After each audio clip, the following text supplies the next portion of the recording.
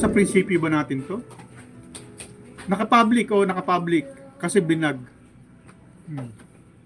Pero minor yan eh.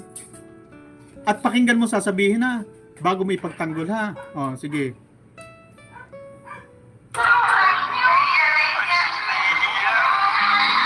Bakit yung anak ni Rob, ba't parang kamukha ko?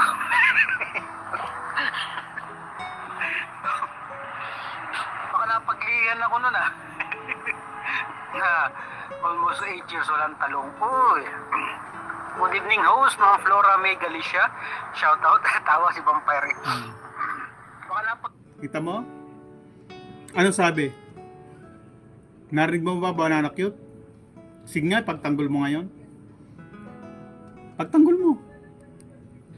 Kasama mo yan, di ba? Idol mo. Pagtanggol mo. Ipinakita yung bata, yung baby, at ang sabi niya, bakit kamukha ko yung anak ni Rob?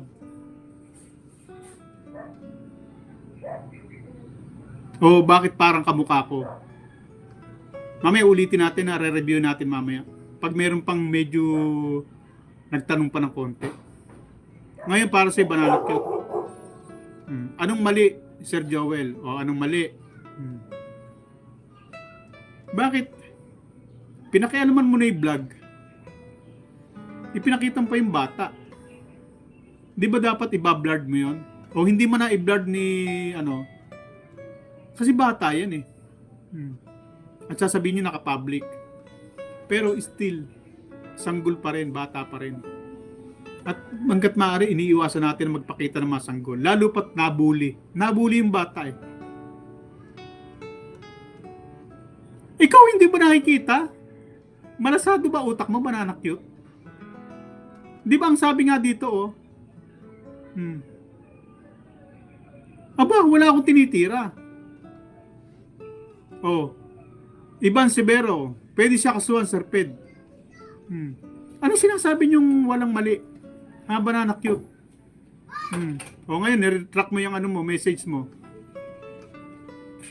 Gets mo na, Sir Ped. Ano tawag mo dyan? Anong tinitira? Sabi ko nga sa inyo, nagre-reaction ako. Patas ako mag-reaction ngayon kasi nagsosolo na ako, wala na akong community, wala akong kagrupo.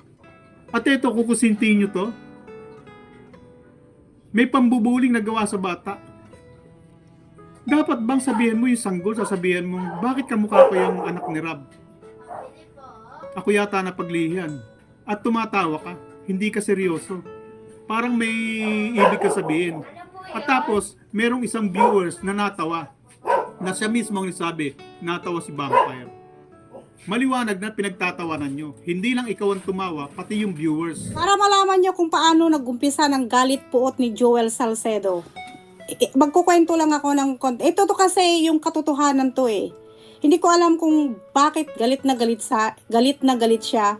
Wala naman ginawang personal na masama sa kanya si Rob. Hindi ko alam kung bakit galit na galit siya. Hindi ko maintindihan kung saan nanggagaling yung galit niya. Bakit hanggang ngayon ay sobra yung galit puot na sukdulan. Sobrang sukdulan kasi parang hindi tama, di ba? O, tignan natin anong sinasabi niya dyan.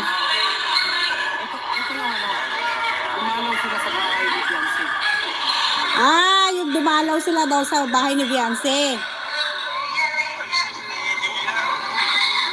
Bakit yung anak ni Rob, ba't parang kamukha ko? Oh my God. Hoy Joel. Baka napaglihan ako nun ah. Hoy Joel, do not make fun of that little baby. Bakit pa din ba naman bata ginagawa mong ano? Wala ka na bang pakundangan or excuse? Kasi pati yung bata dinadamay mo. My God. Kung gaganon din niya yung anak mo, papayag ka? Joel Salcedo, bakit ganun? Pati ba naman walang kinalaman at walang kamuwang-muwang na bata, dinadamay mo? Yung anak ni Kalingap Rab? Sa galit mo kay Kalingap Rab, sa galit mo sa Kalingap, hindi ka na nakakapag-isip yata ng tama? Mukhang nawawalan na ng sustansya yung tuktok mo kasabay ng pagkawala ng buhok sa bumbunan mo. Bata yan, ha?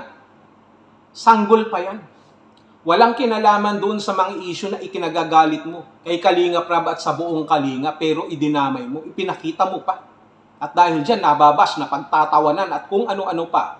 At kung sasabihin mo na biro lamang yon, na mema ka lang, ngayon, magkakaroon ka ng memo pag nagkataon dahil sa ginawa mo.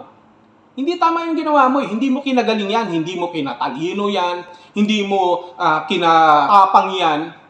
Yung ginawa mo na pandadamay, pang-aasar, sa tingin mo maaasar.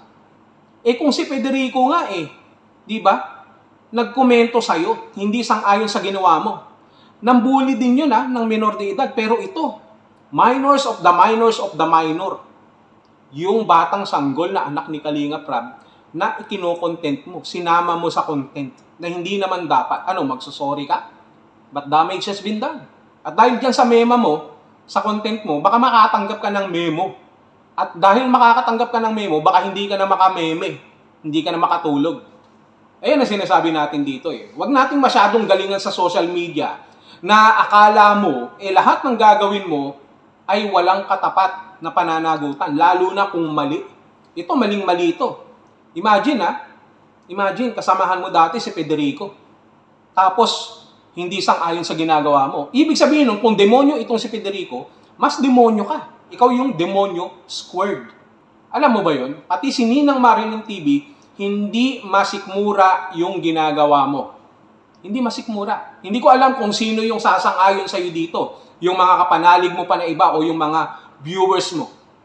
Hindi. Kung may sasang-ayon man sa ginawa mo, abahalang na ang bitukan yan. O paano mo ngayon sasagutin to? Paano mo sasagutin yung sinasabi ni Federico? Ni Ninang Marilyn TV? Yung sinasabi ko at sasabihin pa ng iba. Buti na lang umabot pa ako sa reaksyon ngayon kasi bukas hindi na pwede. Pero ikaw bukas, pwede ka pang magpaliwanag. Ang katanungan lamang dito, tatanggapin ba ng mga kasamahan mo yung paliwanag mo? O tatanggapin ba ng Kalingap yung paliwanag mo? Bata yun Bata. Buti sana kung isip bata yung tinitira mo. Kaso, walang kamuwang-muwang na sanggol. Ni hindi niya nga alam na nag-i-exist na siya sa mundo. Tapos ikaw, isasama mo sa content mo, sa vlog mo, ipapakita mo pa na dapat sana hindi na ipapakita. Alam mo naman yung rules na yan, di ba? Ito hindi lang basta kids to, infant pa nga ito Pero dinamay mo na. Ano ba ang pinagmumulan ng galit mo talaga? Bakit ba galit na galit ka? Kung galit na galit ka, dun lamang sa mga tao na sa tingin mo may atraso sa'yo. Kung may atraso man, kung sila Kalingap Rab man, sila Kuya Bal man, ang buong Kalingap, yun ang punteriyahin mo. Wag yung walang kamalay-malay na sanggol. Sasabihin mo pa na kamukha mo, na pinaglihian ka. Bakit? Gwapo ka ba? Kung meron man karapatan na magsabi dito na kahawig niya, ako dapat yun, yung pamangkin ko. Pamangkin ko yun O sasabihin mo, nagbibiro ako. Hindi ako nagbibiro. Hindi ako nagbibiro. Coming from you, hindi na tama. Mali din yung pamamaraan mo. Maling-mali. Walang tama doon, Joel Salcedo. Idinamay ba nila Kalingap Rab yung pamilya mo? Idinamay ba ni Kuya Bal? Idinamay ba ng Kalingap yung pamilya mo?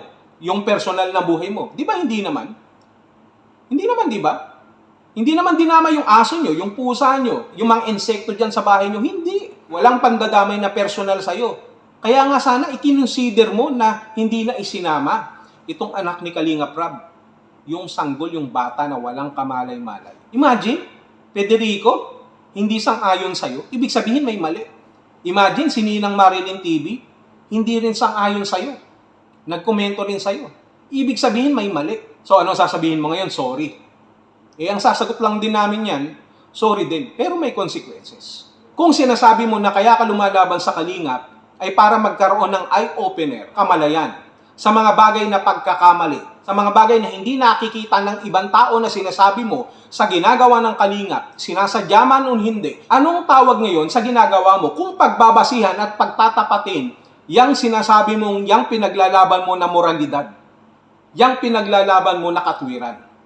Ito ba makatwiran o hindi? Pupuna ka ng kapwa mo, pupuna ka ng komunidad. Pupunahin mo sila Kalingap Rab, sila Kuya Bal. Bakit hindi mo ngayon mapuna ang sarili mo? Kung ako sa'yo, humarap ka sa salamin ngayon at punahin mo ng punahin yung sarili mo kasi bad yung ginawa mo. Maling-mali. Kaya baka naman sa sobrang bilib mo sa sarili mo, akala mo wala ka ng mali. Itong pagkakataon na ito, baka pwedeng magnilay-nilay ka. Magpapasko pa naman. Ang hinihiling sa mga ganitong kapanahunan, yung pagpapatawad. Hindi yung wala kang patawad. Naintindihan mo yung pinagkaiba ng pagpapatawad sa wala kang patawad? Kasi yung ginawa mo, wala kang patawad eh. Pati ba naman sanggol, bata na anak ni Kalinga Prab, hindi mo na pinatawad. Magpatawad ka naman. Paskong Pasko pa naman, Joel. Think.